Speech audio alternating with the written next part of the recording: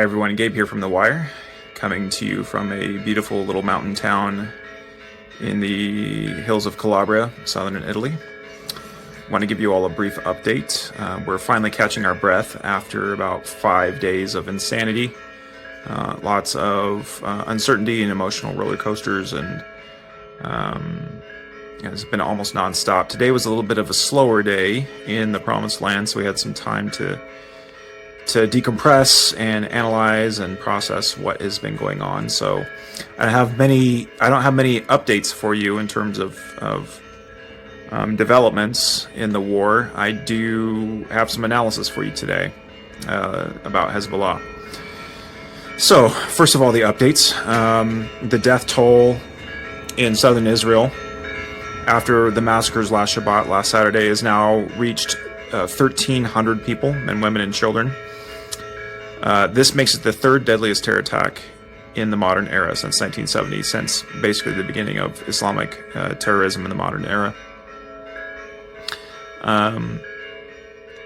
Third only to 9/11, obviously, 3,000 dead in New York and Washington, D.C., and Shanksville, and about 1,400 or so dead at Camp Speicher in Tikrit, Iraq, when ISIS overran Tikrit and killed about 1,400 of the Shia Muslim cadets there in a huge massacre. So Hamas now almost on pace with ISIS and Al-Qaeda, just in terms of the sheer volume of death that they have wrought in the past week.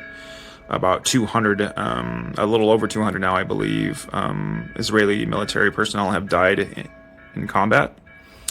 That number is rising and will continue to rise as the ground operation begins, which is probably imminent at any time now. Why it hasn't begun yet, some have asked.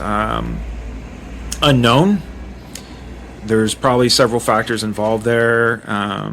There may be some diplomatic channels that are being worked. I know the American, the Biden administration, State Department both said that they're working with Egyptian authorities to see if they will allow Palestinian civilians out of Gaza into the Sinai Peninsula.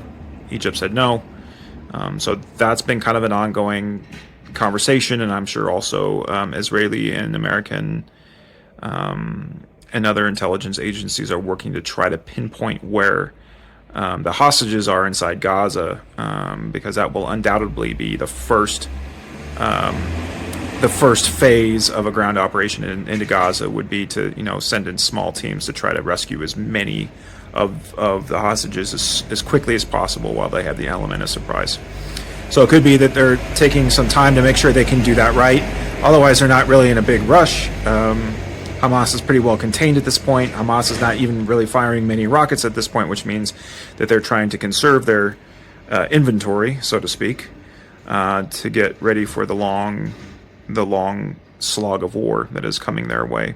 Amidst all the airstrikes, there's, I think, over 300 or 400 airstrikes at this point, hitting hundreds of targets. So they're just nonstop every day at this point. So, and that's on the southern front.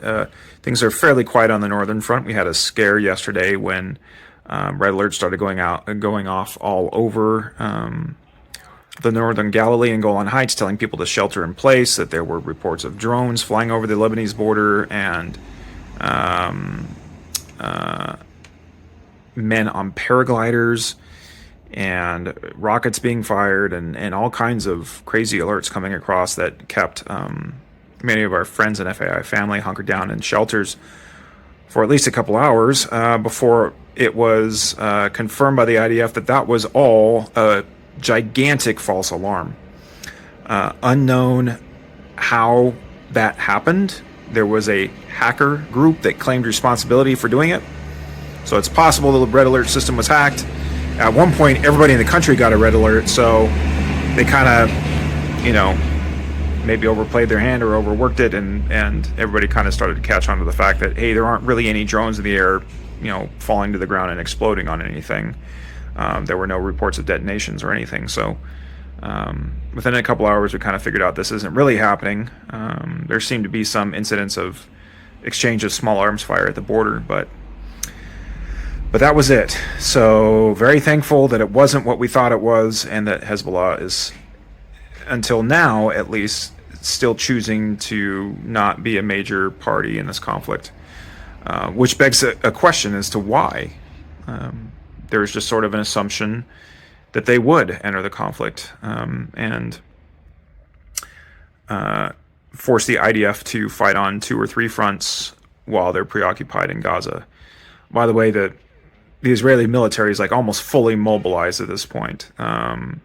Over 400,000 personnel are fully mobilized, and many of those, I think about half of those, are along the southern front, but many more are along the northern front and the Green Line between the West Bank and Israel proper. So Israel's ready, and if Hezbollah intended to come into this conflict late, they've certainly missed the initiative. They've lost the initiative. They missed their opportunity. It would kind of scratch your head and wonder why they didn't just come in at the very beginning when Israel was caught off guard. And it could be that there have been reports that Iran has wanted Hezbollah to enter the conflict, and Hezbollah has been hesitant to. Obviously, Hassan Nasrallah, the supreme leader of Hezbollah, knows what that will mean. The Israelis, the Iranians, everybody knows what that will mean. It will mean a devastating war that will last a few months and devastate Israel, but Hezbollah won't beat Israel. Hezbollah won't destroy Israel, and Israel will go and destroy southern Lebanon and Hezbollah. So that will be the end game of that conflict eventually. And everybody knows that. So it could be that Nasrallah is not quite ready to sign his death warrant like Hamas has. Could be they were kind of taken aback by the unity of Israel and its quick, rapid mobilization, and it's kind of hesitating now. It could be that they're still waiting for the ground operation to actually begin. They did say, they would go into all-out war with Israel if a ground operation began into Gaza. That hasn't officially started yet, so it could be that they're still waiting for that. Or it could be, and this is, just one of my thoughts, is that if Hezbollah doesn't actually go into open war with Israel when the Gaza ground operation begins, it may be because Iran actually doesn't want to play that card yet. And if you look at the bigger picture in the whole Shia Crescent, Iran's proxies around the Middle East that move its weapons and train its fighters and keep its tentacles in Iraq and Syria and Lebanon and Yemen. Hezbollah is by far their most valuable asset, much more valuable and indispensable than Hamas. Much better armed. They have much better combat experience now, having fought in the Syrian civil war for almost a decade. They have assets in southern Lebanon and southwestern Syria. So it may be that Iran doesn't want to play the card of Hezbollah yet. And they may want to be keeping that for a future engagement that may happen with Israel over their nuclear program. Remember, The Wire's been reporting for years now, and especially in the last few months, that Iran has enriched enough uranium to just below weapons grade, about 60%, to build a nuclear weapon. And it wouldn't take very long, less than 2 weeks, for them to finish that enrichment process to enrich it up to 90%, at which time it could be used in a nuclear weapon. They have advanced missile technology that it's not clear yet whether they could actually mount a nuclear weapon on a missile, but they could detonate a bomb. They could maybe get a bomb into Israel some other way and detonate it. So definitely the Iranian nuclear program is still the elephant in the room. And it could be that Iran is waiting to play the card of all-out war between Israel and Hezbollah in the event that Israel strikes Iran's nuclear sites militarily. So that is, I think, a viable, plausible explanation. I could be wrong. Hezbollah could invade tomorrow. The situation's very fluid. The factors and variables in this are constantly changing. The calculus is changing. They could change their minds. So we don't really know. But I would say, I mean, if the IRGC, the Iranian Revolutionary Guard Corps, tells Nasrallah go, he has to go.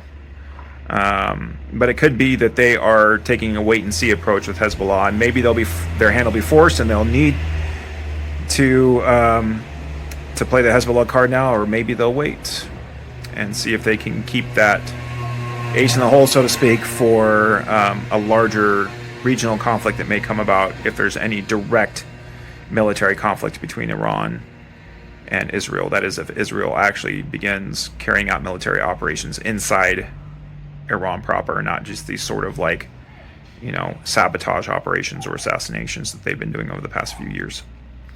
So just something to think about. Otherwise, there's your analysis for the week. Don't like to do commentary very much, but once in a while, I want to let you guys know about these conversations we're having. And but obviously, things could change, and then all bets are off. The only thing that's certain about the Middle East is that nothing is certain, and the road to the end of the age is going to be very windy with lots of unexpected twists and turns. So that's why we will continue to watch and continue to pray and continually submit these things to the Lord. So love you all. Blessings. Maranatha.